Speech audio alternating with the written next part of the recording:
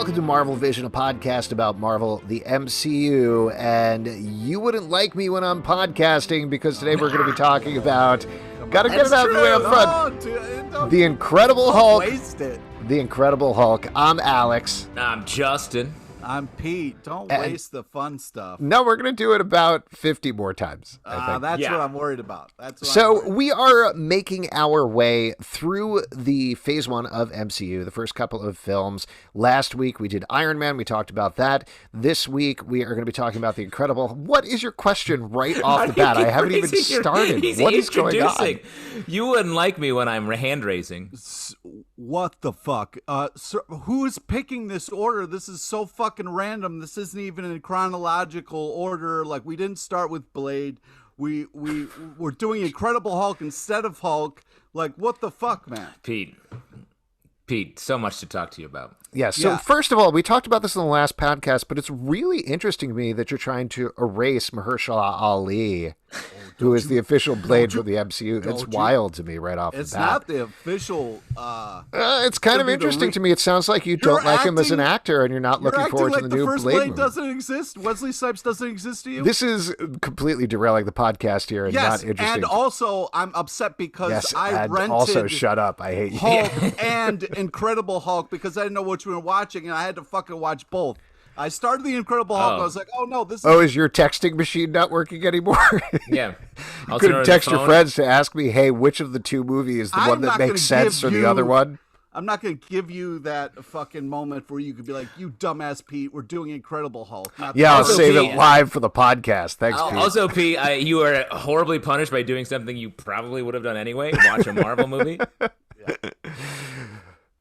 Ang Lee Hulk, Tommy Boy, Incredible Hulk, Tommy Boy. That's you got Saturday right there. Why can't That's we a talk media about diet. Ang Lee Hulk? Why did you skip We're definitely over going to talk about Ang Lee Hulk because it ties in if you had just waited a second for the introduction. So Incredible Hulk came out June 13th, 2008. This is 2 months after Iron Man came out and destroyed box office records. Interestingly, Incredible Hulk, as many people could probably predict if you didn't know already, did not do quite as well as the box office. I think it's still the lowest grossing MCU movie of all time, but it was directed by Louis Letterier. It was written asterisk by Zach Penn. And the reason I put the asterisk there is there was a lot of behind the scenes stuff going on with star Edward Norton. Reports varied in terms of how much he tackled the script or not. In previous movies, specifically American History X, which is a fantastic movie, he tackled a lot of that script and rewrote a lot of that. Here, he reportedly did the same, didn't end up with a writing credit. You could see a vague, I think it's Edward Harrison or Edward Hawson or something like that on some of the posters, but ultimately the WGA ruled in favor of Zach Penn, getting the sole writing credit there. But this led to a lot of behind-the-scenes consternation that ended up in the press, and since this was back in 2008, it was a very early internet, but even then I can remember people going back and forth, who said who, did people fight on set? And this leads into something that we have a fun archive surprise for you all at the end of the podcast. Ooh. Back in 2008, in April, at New York Comic Con, we were hosting video interviews for Newsarama at the time, and they brought Incredible Hulk to Comic Con since it was at April, and we set up an interview. Justin, you and I did this one. We sort of rotated as we went through the interviews. I'll tell you what. He was screaming about Blade on the floor, I believe, at that time. Yeah. I was out there in Artist Alley in the streets talking to the people while you guys were up in the hoity-toity skybox. Yeah, and there was a young man named Mahershala Ali who was passing along and was like, Blade, you say? Sounds interesting. Maybe I should take a look at that. Maybe I should look into that. So we did an interview for Incredible Hulk. First of all, surprising to me that they weren't touring around Iron Man at that point in April. Instead, they were touring around Incredible Hulk, but I guess they had to do a little bit of damage control there. I remembered us doing this interview, but I had forgotten the participants. Yeah, exactly, because I was like, we did that. Tim Roth is who we talked to, right? Mm-hmm. And I remembered Louis Letterier because I have stuck in my brain the one thing which is not in the interview, that spoiler, but we're going to roll this out at the end of the podcast so you can listen to the full thing. But I remember very specifically talking to Louis Letterier about the soundtrack for it, the score for it, and he said, oh, it is a Star Wars level score. I can't wait for people to hear it.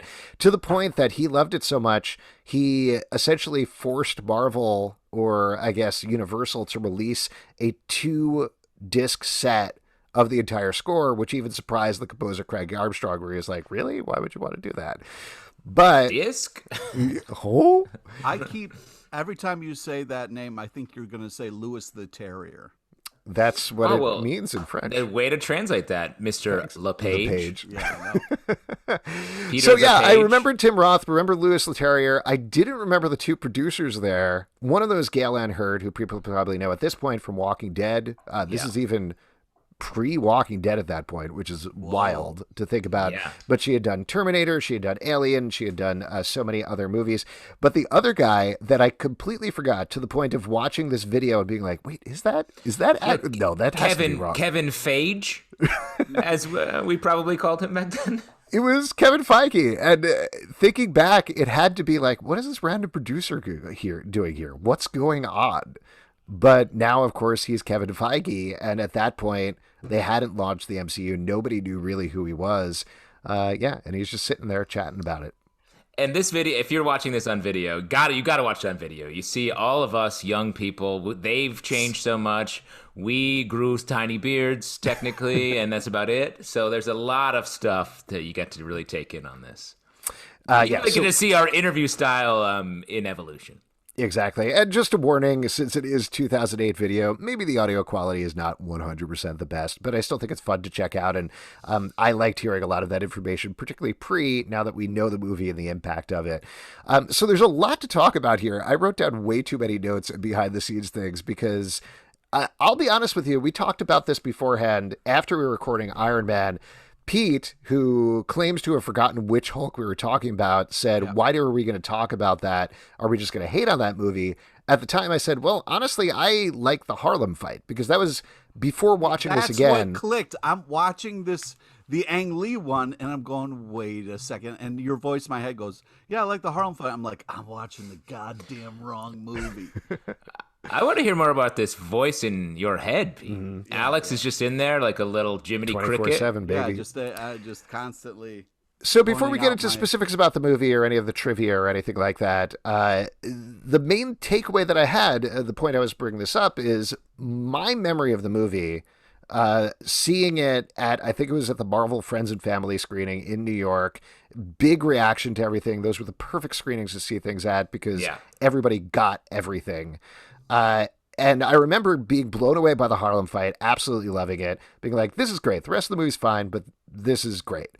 Watching it again, that was the weakest part of the movie for me, honestly. And there were other points that I really enjoyed a lot more. Some of the weird character choices, some of the action scenes were actually pretty good, versus the Harlem fight at the end felt like, all right, we've seen better CGI figures fighting at this point, and it's not the best stage thing, but my big takeaway here is I don't think this movie is a total loss. I don't mind parts of it, and I liked watching it again. Yeah, I mean, I think it's bad. I remember liking Ed Norton as the Hulk even. Obviously, that was before we got Mark Ruffalo and before the tone of Marvel movies sort of came into full focus. This movie is much more self-serious and sort of like austere, almost like you can see it. You could feel Ed Norton being like, look at me, I'm doing this. And almost sort of like the Bill Bixby Hulk show in the way that it sort of tells the story. Well, so that's a little homage in the beginning. And it feels like that goes throughout in a lot of the way where it's like this sort of melancholy, melodramatic Bruce Banner just like trying to hide, making his way through the world. He starts in a place where he doesn't want to be and ends up in a place where he's still wandering. But there were... I think retroactively, I like that you liked different parts going back because I think in the moment, everyone was down on it because Iron Man was so good and so hot. And then looking back, all the other Marvel movies are so good and so hot. And this movie sort of feels like a weird sore thumb sticking out. But I agree with you, Alex. I like parts of this movie.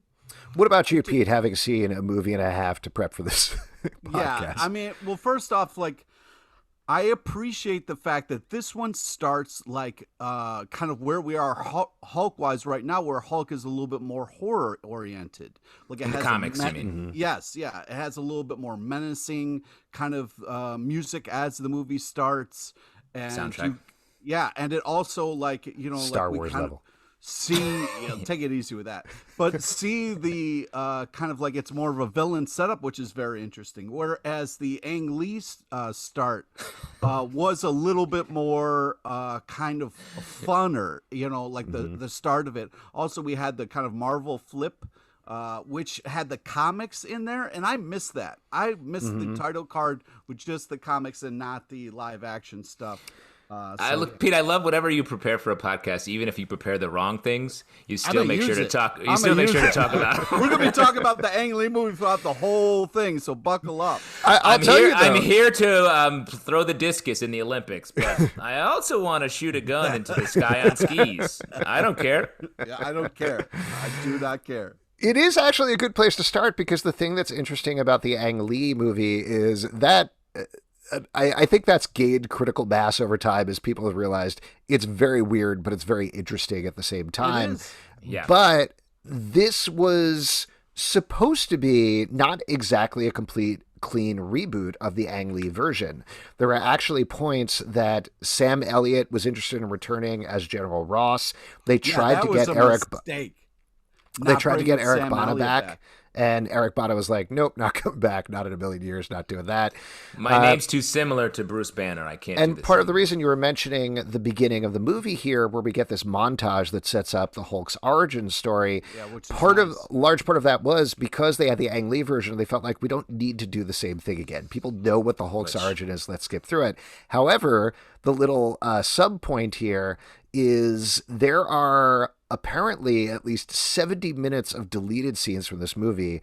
Both Edward Norton and Louis Letterier wanted it to be a solid 2.5 hours or longer, and the studio said, no, you absolutely have to do it less than 2 hours. Do not do that under any circumstances. So there's about 35 minutes of footage that an editor, the same editor who did the Marvel flip, edited down to that sequence that you see at the beginning. So that wasn't a montage that they filmed. That was an entire half hour of the movie that never ended up in it. Well, either way, I appreciate the fact we didn't have to sit through an origin story again. You know what I mean? I thought it was smart being like, hey, you're a Marvel fan. You've probably seen this shit. You know this shit. So let's just roll. So I did very much appreciate that. And I want to just talk about Sam Elliott real quick. That stash that Sam Elliott has, I mean, that's General Ross's stash. You know what I mean? Mm-hmm. Yeah. When you recast that, I was like, I don't care how many times you say this guy. They brought back the stash. Same for stash. William Hurt, yeah. They recast. It's not the same stash, and you know Same that. stash. So don't make that joke. Same stash. They grew William Hurt out of it. Didn't work. Didn't work. Yeah, that's a little known fact. He's just sort of a misshapen clone of Sam Elliott. Yeah. Now, the other thing that they cut out of here out of the beating. Oh, yes. What were you going to say, Justin? No, Pete has like 45 more minutes on Sam Elliott. I was gonna say, he wants to break down the beef. It's what's for dinner commercials as Thunderbolt Ross. The other thing that's really interesting, I think, about the beginning, there's a whole slew of deleted scenes that were on the DVD. You can find them on YouTube, of course. Somebody very helpfully put them in an entire half-hour chunk. This is not the origin stuff, and we'll get to some of the other things, I think, later on. But the one that is most interesting is there was an alternate opening scene that they cut because it was too dark. It was actually Bruce Banner going to the Arctic, going all the way onto a glacier, pulling out a gun, and he's going to commit suicide. And as he's about to shoot himself, the Hulk stops him. He turns into the Hulk, and it smashes the gun.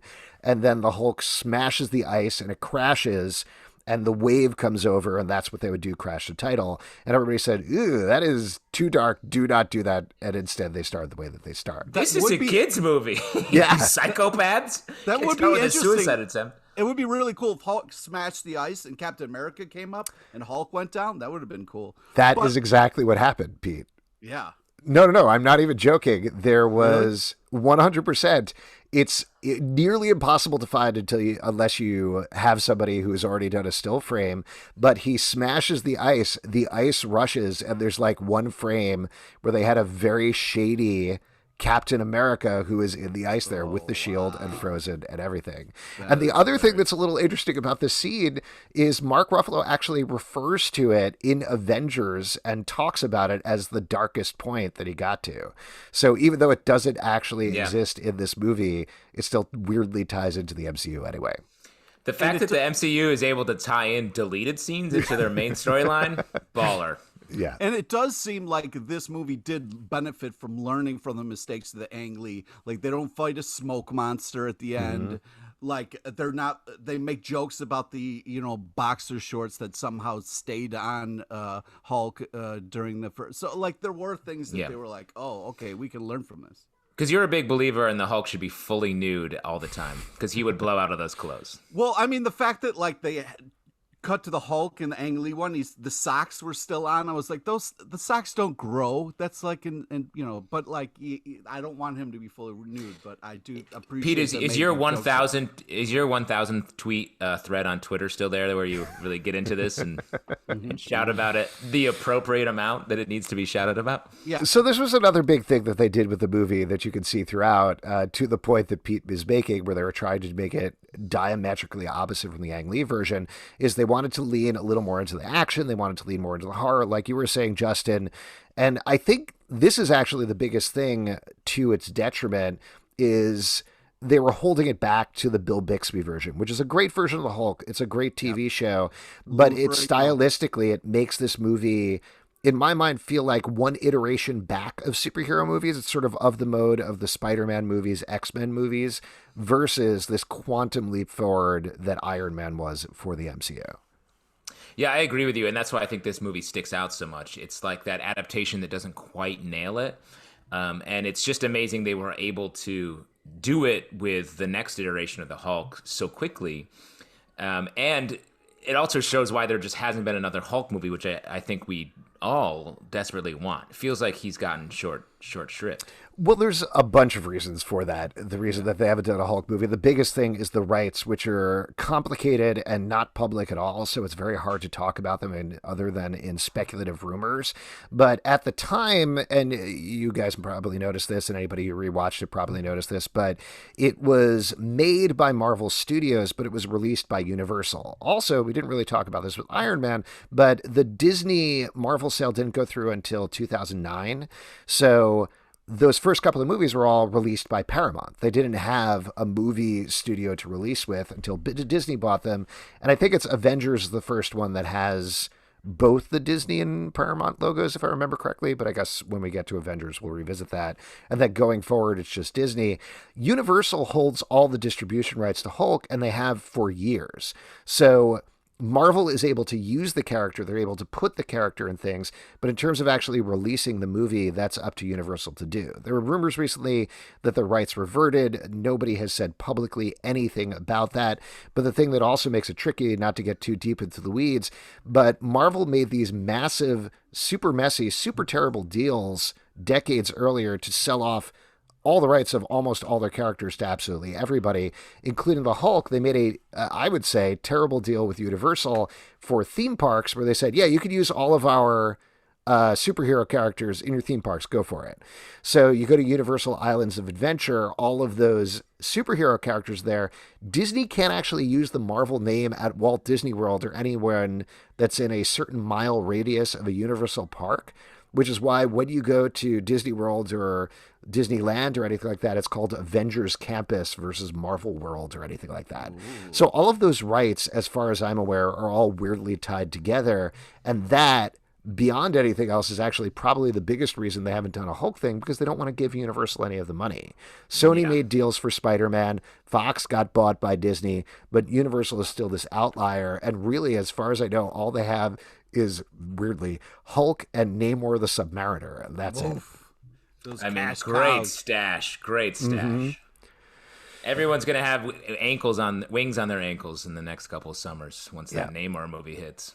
So that was our big business section. Let's move on and instead talk about the movie. Let's talk about, since we've kind of talked about a bit of the backstory, talk about some of the things you like, sequences that you thought were interesting or fun watching this again. Pete, this version, not the Ang Lee version. Yeah, thank you. No problem. But since you say it's like I'm crazy to specify, but... Well, since you're going to be a dick about it, I'm going to go against your wishes. Hulk dogs. Hulk dogs. There were some really beautiful shots in the Ang Lee version of Hulk doing the jump that I really appreciated. But in this, I was looking forward to the Harlem fight. Like, that to me was what, like, the kind of build up to that fight, and having like a Hulk versus Abomination was fun. And, like the CGI is so much better now, but it wasn't awful. I mean, there was some weird moments where like the actor was like, they used like a fake body, Tim Roth, they kind of like beefed him up. That was a weird part. But overall, like the double jump at once, I still, when I see that, get very excited. Yeah. What about you, Justin? I mean, I think Tim Roth is great in this movie. I love the use of the leader, building up that stuff. Yeah. I thought was very cool, and that's the kind of Hulk world that I want to get into. And like Pete, you mentioned it, the comics right now are using it as such a horror model. If they could, when they eventually get Hulk his own, if we get through the business stuff that Alex just mentioned, a Hulk movie that really leans into that side of it, I think with the leader would be just awesome. Also, the Hulk looks a little bit like that because it's like when we see him, he's more veiny and more kind of like grotesque. So, I mean, a couple of little notes about that. One, the look was specifically taken from Dale Keown, the comic book artist, where they were trying, I don't know, this is a very weird quote I read from Louis Letterier, where I think he called the Ang Lee Hulk a little too chunky. Where I was like, what? Oh, okay, that's fine. He seems strong. Shaming. He's in better shape than I am, so I'm not going to make any criticism. But this one, they wanted to make it all muscle, like a tank, like a bodybuilder. That's what they're looking for, so they looked to Del Keown for that. And, oh gosh, what was the other thing that I was going to say? I don't even remember. Sorry. Was it about the leader? Oh, it was about the leader, actually. Nice, Justin. Specifically about the Mr. Blue stuff, which I thought was really interesting. Love so that. The leader gets Sam Stearns as Mr. Blue and the Bruce Banner as Mr. Green. This is taken right from the Bruce Jones run on the Hulk, which is awesome and underrated. I honestly completely forgot about until I watched the movie again this time. And I'm really glad I did remember because so good, so interesting. But the thing that I thought was so interesting about this in particular is versus Iron Man, this actually really set up a pattern of the MCU movies pulling on very recent storylines. Yeah. Because the Bruce Jones run came out, I think, early 2000s, and then they pretty much turned it around, put it here in Incredible Hulk. And that's another model that they've done going forward. It's not just these old storylines. It's things like Winter Soldier down the road that was very recent before that, or a lot of the stuff they're doing in the Thor series. I agree. I love that too, the way they're able to, in this movie and others, like look at everything and be like, how does all of this stuff, all these big runs or interesting runs fit together? And to pull on, I mean, this movie also sort of, it has like almost a Bourne Identity vibe to it, especially from the beginning of the movie. And then bringing in the sort of film noir-y side of the Bruce Jones run, I think makes for a, again, tonally weird movie when it comes to the rest of the Marvel cinematic universe, but it stands alone by itself as sort of an interesting little weird notch of it. Yeah. I also really liked how like the, you won't like me when I'm hungry kind of line that made fun of a little bit of the Ang Lee thing was great, but also just, hangry is a real thing, and I'm glad that this movie was talking about it. You know what I mean? Well, speaking of eating things, what do you think about the important plot point where Stan Lee drinks blood? Yeah. That was interesting. And this was one, I mean, we talk a lot about Stan Lee's cameo. This was actually just a documentary as the camera caught him doing that because he subsisted exclusively on blood for a lot of his life, ever since the 70s. And speaking of cameos, we did like in Ang Lee's get both Stan Lee and Lou Ferrigno, so it was nice that they kind of kept that as well. Yeah, that Stan Lee scene, I mean, not to harp on it too much, that is the weirdest thing.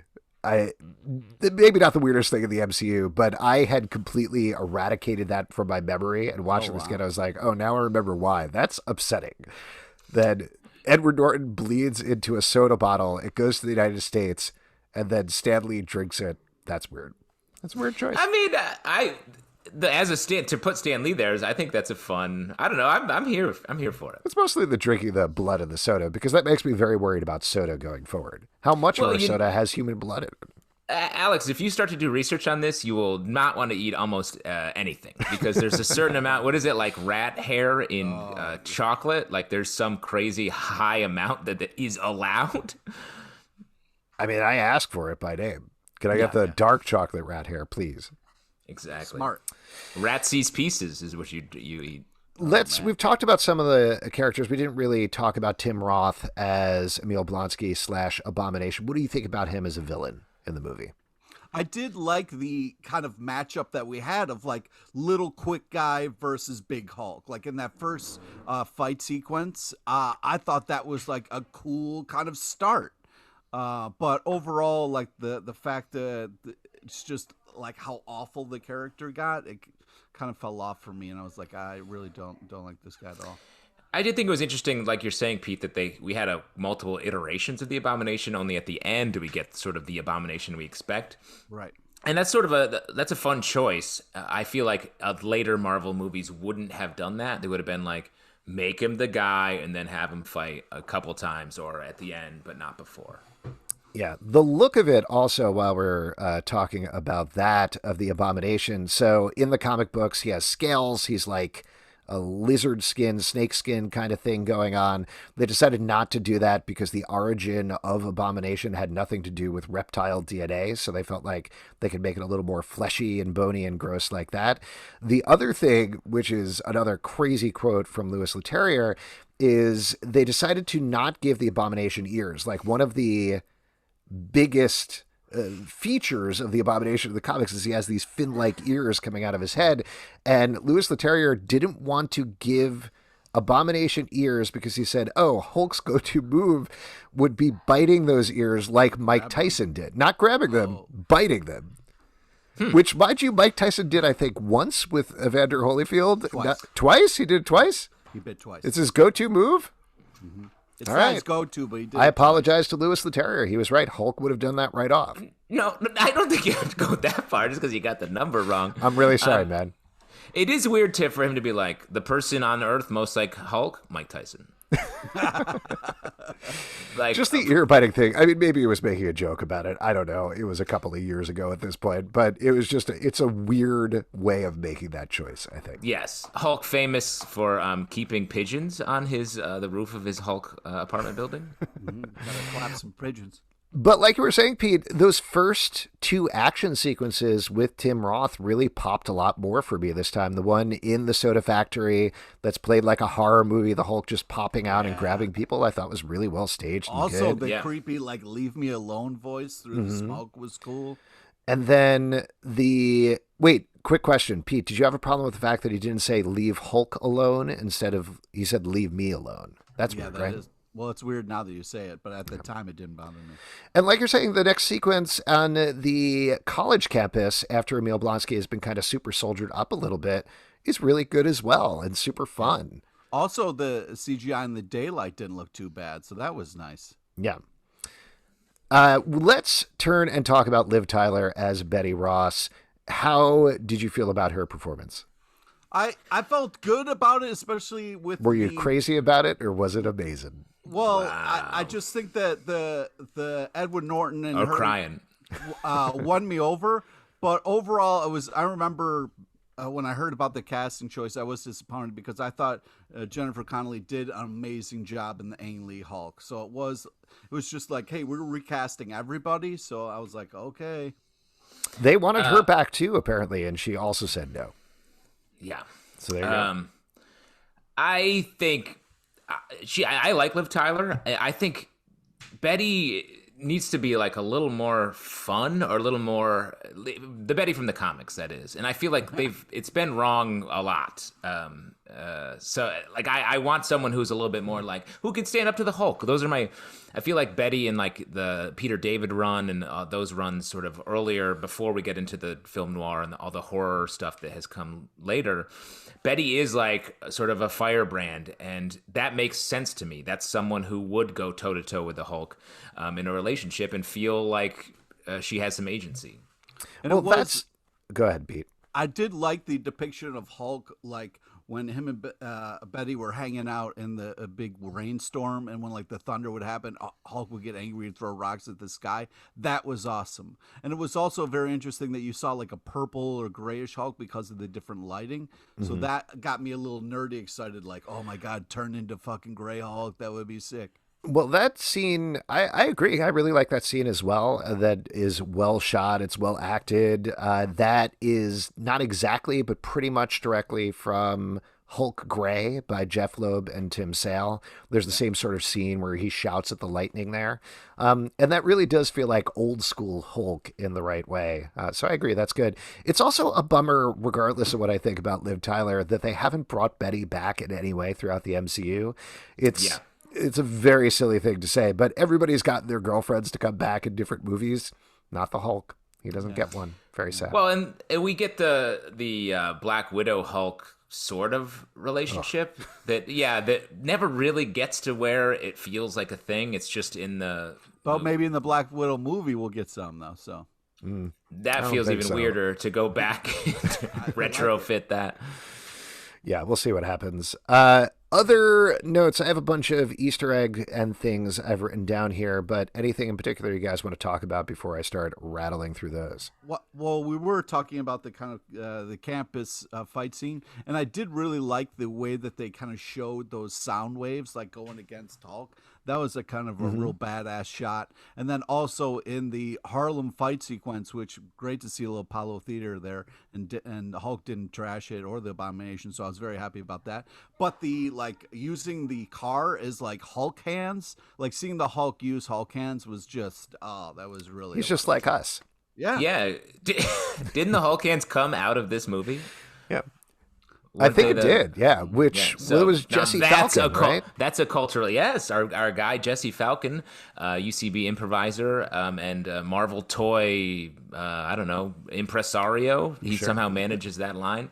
The Hulk hands came out of this movie and were truly the biggest cultural impact of this movie, I think. That is 100% true. It's funny that you call out the Harlem fight and getting to see the Apollo there, because even though they shot in New York City, the Harlem fight was one of the only things they did not shoot in New York City. I could tell because the way they showed the street, it went like Apollo, and then a bunch of places that weren't next to where a bunch of places that are very specifically in Toronto. Like there's a place called Zanzibar that's a Toronto landmark, and you're like, what are you doing here? You're not fooling anybody. Come on. Exactly. The weird fake choices. New York stuff. It was like when they wanted to go down the subway and they just had a subway map, just not like what station is or what street or just a subway map behind them. But I love the joke of like you want the Hulk, like me to go into the stress tube with all these crazy New Yorkers. That's a fun bit. If I remember correctly, that played very well with the New York crowd at the Marvel screening. Yeah. They love it. That's one thing that I think Marvel has gotten right since this movie is like, let's be authentic about things. If don't fake it, because people will know. That's internet culture, though, that's changed. Yeah. So I'll start running through some stuff, and you guys interrupt me if there's anything you want to talk more about. Never. I would never. Oh, thank you. Other than writing, Norton apparently also directed some scenes, including a lot of the college campus scenes, while Louis Letterier was off directing the second unit, which is very weird. Very weird. Doesn't happen ever, I would argue. Let me just step into the old director's chair. I'm also the star. Bye. Yes. In terms of the casting thing, we touched on this a little bit earlier, but Norton was actually recommended by Lou Ferrigno, who thought he would be a really good Bruce Banner. So that's how they kind of tucked into him. But there were a bunch of other famous casting director, Lou Ferrigno. Everybody was all mixed around on this show. Yeah, this movie was all over the place, revolving door. But apparently Louis Letterier's first choice before they convinced him to take Edward Norton was Mark Ruffalo. He wanted him as Bruce Banner, which is how eventually he ended up getting the part. Other actors that they considered for Banner, Matthew McConaughey apparently came in and read at one point. Dominic Purcell, who people probably know from Legends of Tomorrow, would have been wildly wrong. Jeff Goldblum and David Duchovny. What a random group of people. Very weird. Future Texas Governor Matthew McConaughey would have done a great job. This is, the movie is chock full of so many different Easter eggs. And this is another thing, I think you were touching on this earlier, Justin, but I think Marvel has gotten much better at the Easter eggs. This is more old school in terms of like, we're winking at the camera. What's going on? The two students who take the footage of the Hulk fighting on the college campus are Jack McGee and Jim Wilson. Jack McGee was a reporter who tracks down the Hulk in the TV show. Jim Wilson is Sam Wilson's nephew from the comics, who becomes like kind of one of the classic Hulk buddies, friend of the Hulk. Also, we didn't really talk about Ty Burrell at all, who's this weird element. Right.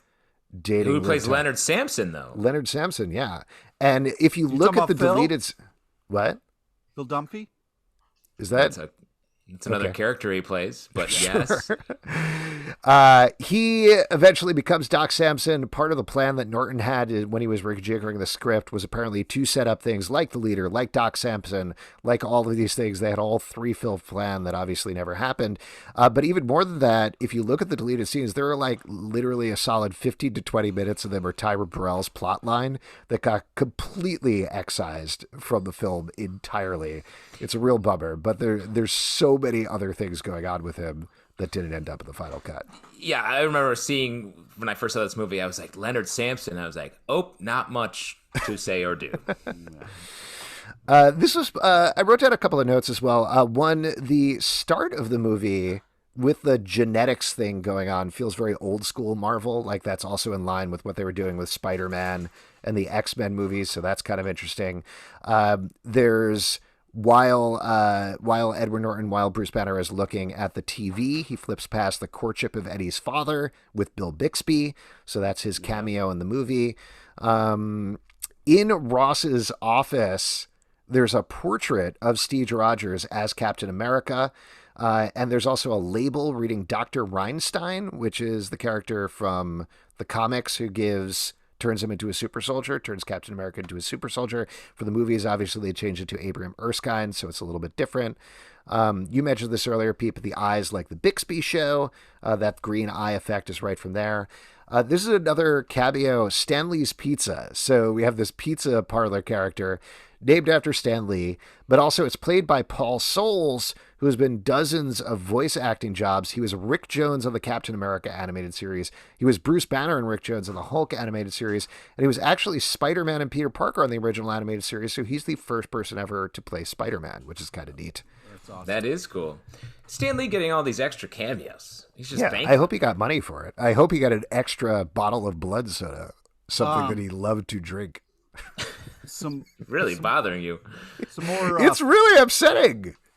Some fun Hulk stuff that I really enjoyed was we got the Hulk thunderclap in this one. Mm-hmm. We also got to hear Hulk say Hulk smash. I mean, that was just a magical moment there. Catchphrase. Yeah. Apparently the original plan was just to have Lou Ferrigno, who did the voice of Hulk in the movie, say Betty at the end, and that was it. But then they added the Hulk smash and the leave me alone just throughout the movie. That's all. Just a little bit of a fun fact. Did you guys notice Martin Starr eating pizza in the computer lab? Yeah. Yeah. So he loves pizza. He loves pizza, famously. But also Martin Starr plays Spider-Man's teacher in the Spider-Man movies in the MCU. Yeah. We got to watch him bumble around with the camera, which was really worth a lot of the extra time they spent on that moment. So thank you. But retroactively, Kevin Feige has confirmed it is the same character, even though, of course, they didn't mean that in any way whatsoever. But he went to college there, and then he graduated, and he started teaching Spider-Man. So there you go. And the reason he ended up there, this is one of 2 insane cameos in this movie. I'm curious to see, Pete, if you noticed the other one. But the reason this one happened is because Edward Norton's wife worked on Knocked Up, and the role was originally offered to Jason Segel, Jonah Hill, and Seth Rogen, and they all said no thanks until Martin Starr took it. Wow. Do you know the other cameo? It's in the Harlem fight scene, Pete. No, you're not talking about the Tony Stark thing. No, I'm talking about Michael K. Williams shows up. And the reason Michael Kenneth Williams shows up as the classic character Harlem Bystander is because Edward Norton was a big fan of The Wire and wrote a part for him. And the part is literally Michael K. Williams running out, looking at the abomination, and then running away. And that's it. Wow. Just like he did on The Wire. Friends, when you have friends in Hollywood, they step up for you. That's just what happens. There are so many other things, but I know we're going to have to move on and talk about some future stuff. Let me just do a quick scan here and see if there's anything else that's important to mention. Mike Deodato, the artist, comic book artist, created the Hulk face because they hadn't actually cast Edward Norton yet, which is kind of cool. There's a couple of... the last thing that I wanted to mention, we should talk about this last scene where Tony Stark walks in. This is the only movie where there is no mid-credit or end-credit scene. It actually happens before the credits here. Yeah. Pete, what did you want to say about this scene? Well, first off, it was the start of it, so it was cool that like this kind of set up give you a little something at the end of the movie. I mean, later they moved past the credits, but it was cool. But also the line where it was like, Tony Stark, you always have a lot of great suits. And then they just kind of looked at each other there, and I was like, oh, I see what you did there. Okay, cool. I love that scene because it makes no sense. Like, it's a weird. But do you think it's weird because right they were at just the like camera, look at each other, going, it's very winky. To the point you were saying earlier, Alex, it was like just a different vibe all around.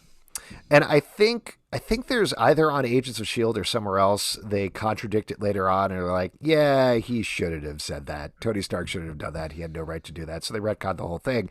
But the funniest detail, which I never knew about before, is General Ross is sitting there drinking, right? He's drinking an Incredible Hulk cocktail, which is half Hennessy cognac and half Hypnotique, which sounds like exactly the sort of thing. Bro. Come on, dude. Hypnotic, not Hypnotique. Yeah, give it a little hypnotic. flair. Come on, dude. Jesus. That's You how they never say had it in the Incredible high Hulk? class. No. Hypnotic is gross. Yes. It definitely seems like the sort of thing a 4-star general would go into a bar and order. Why don't we move to the next portion of our podcast, which is our vision board, where we're going to look forward at the future of the Hulk. We touched on this a little bit with the rights. Obviously, it's a little sketchy in terms of the movie. What were we going to say, Pete? I just wanted to say the one thing that I appreciate about Ed Norton is he felt a little bit more like a nerdy scientist, like having Eric Bana be this ripped dude who's like, I do science. I was like, so I appreciate that. I wanted to say. And I mean, I'll say I like Edward Norton better as Bruce Banner than Mark Ruffalo. I'm sorry. What the fuck did you just say out loud? Sorry. What? No, you can't say that. That's not. I just think he's better at it. No. Wow. No. Well, let me throw this out. I'll take a middle course here because I like Mark Ruffalo a lot, but I think the place that the Hulk is now, it's like Mark Ruffalo is making fun of the idea of the Hulk. So I do think it's gotten a little too sort of like postmodern or whatever, where he's like, "This is stupid, but I'm still here doing it." At least when Mark Ruffalo first started, he was playing the role, and Edward Norton here is definitely playing the role. Yeah. Well, and to that point, I don't think it's going to get better anytime soon necessarily, because the first item on our vision board is She-Hulk, the TV show that's actually already shooting. It started shooting mid-April and is going reportedly until about August. Stars Tatiana Maslany as Jennifer Walters. Ginger Gonzago is Jessica's best friend. Renee Elise Goldsberry, who people probably know from Hamilton, is playing the part of Amelia. That's really all we know about it, except for the fact that Mark Ruffalo is returning as Bruce Banner the Hulk, and Tim Roth is going to be back either as Emil Blonsky or the Abomination. We're not 100% sure. But this is a half-hour comedy. There's going to be 10 episodes. And for those who don't know the origin, she is Bruce Banner's cousin. She gets in an accident. She has a blood transfusion from him and turns into a more controllable Hulk. So she's a lawyer by day and a green strong person by night, kind of, is I guess the way to put it. Yes, Pete, did you watch the Ang Lee version of the She-Hulk show? Yes, I did. Of course I did, because I do a lot of great research. Do you think it'll be word for word Charles Soule's run on She-Hulk? I mean, no. I mean, that was a great run. It does feel like it is in that world, but no way they're going to just do a lift. Well, John Byrne kind of set the mold for funny, self-referential She-Hulk. And then that led into Dan Slott's run on She-Hulk, which is also great. You were going to bring up fucking Dan Slott's run. It's a good run of She-Hulk. It's relevant. Talk about She-Hulk without talking about Dan Slott's run. They're both good. They're all good. No, I know, but they're probably pulling on all of them the same way that they pull on all of the runs of everything. It would be smart if they did it. Yes, absolutely. But I'm really looking forward to that. WandaVision was great. I love them going full comedy. I think that's going to be a lot of fun. Who else? Yeah. Do you want to see Tim Blake Nelson back as the leader on the show as well? Yeah. I want to see the leader. I don't know if Tim Blake Nelson, again, a little bit odd in the way. It's not what I anticipated the leader being in the long term. So I'm ready. I could do a recast on that. I did like the Tim off that we got in this movie. It was a fun Tim versus Tim moment. Mm-hmm. Yeah. Great. It took me a second to process what you were saying, but I get it now. Nailed it. So that She-Hulk is coming up. Obviously, we don't know if there's going to be any sequels or where Mark Ruffalo Hulk is necessarily going to turn up past Avengers Endgame other than the show. But the promise is that She-Hulk, the character, will be in more movies, so probably Mark Ruffalo will be in the movies and Hulk as well. And maybe it'll be another movie. The last one we should probably talk about, just because we touched on this with Falcon and the Winter Soldier, is we've certainly heard rumors that there might be Thunderbolts in development in some way. Yeah. And though in the comics they take their name from Justice Like Lightning, hence Thunderbolts, I guess, in the MCU, it's sort of assumed that they'll probably take their name from General Thunderbolt Ross. So do you think that's a likely possibility? Are we going to see William Hurt leading a team of anti-heroes / villains? I do think so. And I think my prediction on this very podcast was that it's going to be the second season of Captain America and Winter Soldier. If they're smart, you bring back the real stash. All right, you go with Sam Elliott. Start with the stash. Hold Sam Elliott down, shave him, attach all that hair to William Hurt. Don't you dare do that to Sam Elliott. Come on. You got to get the stash. Well, you going to let him shave it? No, Once he shaves it, it's going to run around free. It's a package deal, you assholes. Okay. Wherever my mustache goes, I go. Oh, don't try How that. is that? Let me say Don't beef. disrespect it. No, that's Beef. don't It's disrespect what's that. for dinner. You can't disrespect that, man. Vegetables. You should try to eat those more now. Hey, that's a good point, Justin. You should eat vegetables. Yeah, I agree. Well, I think Sam we've Elliott. covered everything that needs to be said about the Incredible Hulk. Thank you for tuning in. As always, we'll be back next week with an episode breaking down Thor, the next movie in the MCU. Which with one? a special Which guest. Thor are we talking about? I want to just make The sure. old episode of the Incredible Hulk TV show with Thor. That's the one that we're talking Yep. about. All right. We want you to read a book of Norse mythology, Pete, and that's what we'll be discussing. So we're going to be talking about that, so definitely check that out. Also hang out towards the end to hear our interview with Tim Roth, Yes. Louis Letterier, Kevin Keep Feige, watching. and Gale Anne Just Hurd. remember, while you're watching these two assholes up in the cozy seats, I'm down there on the floor doing the real work. Sucking out a Real work. cheesesteak. That's what you're doing. You're waiting for a ribeye sandwich or something at the disgusting concession stand. Hey, man. Right, Pete? Yeah, eat it when you can. Yeah? If you'd like to support this podcast, patreon.com/Comic Book Club. Also, we do a live show every Tuesday night at 7 p.m. to Crowdcast and YouTube. Come hang out. We would love to chat with you about Marvel stuff. iTunes, Android, Spotify, Stitcher, or the app of your choice to subscribe and listen to the show. Marvel Vision Pod on Twitter, Instagram, and Facebook. ComicBookClubLive.com for this podcast and more. Until next time, stay marvelous. Let's talk a little bit about your role in the movie. How close is it to the character in the comics, and how does it differ? Well, we've kind of moved on from the Cold War, so he sets himself. He set it in a kind of different world. But he's what's he, special ops, kind of military. Yeah, military guy. That we kind of drop into situations that are rather dangerous. He's a badass. You can say that. Yeah. I like to chase scientists around. Oh. He's quite good at it. Yeah. Get vicious. Is this the character or you? Yeah, this is yeah, there you go. Just me personally. And no Blonsky. Yeah. Oh, wow. And so he's very tough, but he's come to the end of his physical kind of prowess is fading now with his age and so on. It's okay. Easy, I know. My wife will testify that.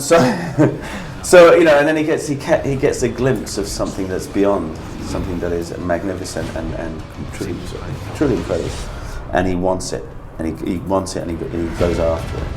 And that's my kind of side of the story. Now, you have a very specific take, I think, on the Abomination that's different than how he is in the comic books. How did that come about?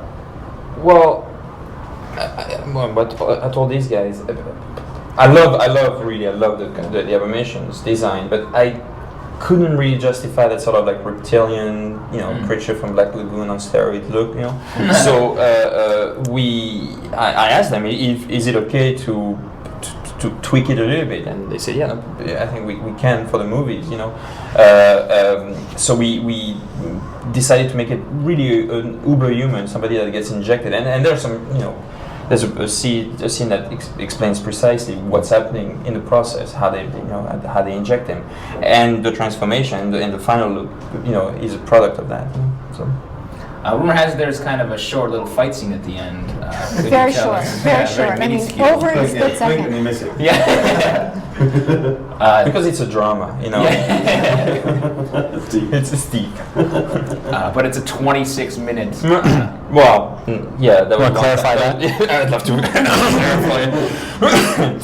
I was drunk the day I said that. No, I was misquoted. I said it was a 26 minutes final, third act, The fight is pretty long, but it's not 26 minutes. I mean, 26 minutes of fight, I would actually get tremendously bored watching 26 minutes of two monsters fighting through a city. But there's like, what do you think, like 10, 15, and It's a big brawl. It's a solid brawl. It's a solid brawl. But it's not like in some of these movies that, hold it, and give it all up at the end for like the final fight. We just like minute 1, 2, 3 of our movie, you'll get to see the Hulk. It's not like, you don't wait 40 minutes to see the Hulk. So there's going to be a lot of Hulk and a lot of action in the movie. That's why it's incredible. Yeah. Safe to say. There it is. Well, I guess. Well, you've been probably getting this a lot, but there's been a lot of buzz about Ed Norton not being happy with how the movie's going. There was recently a statement from him saying he's totally happy with the movie's going. So I was curious to hear from you guys which side of the story it is. Well, the statement, is the most recent thing, and he did put that together himself, and I think showed his support for the movie. He did a great job in the movie. He did a great rewrite of the script, which is the movie that we're all going to see. So I think it sort of spoke to itself, that statement. You know what it is? You have girlfriends, right? What? You're going to make him mad. You're going to make him mad.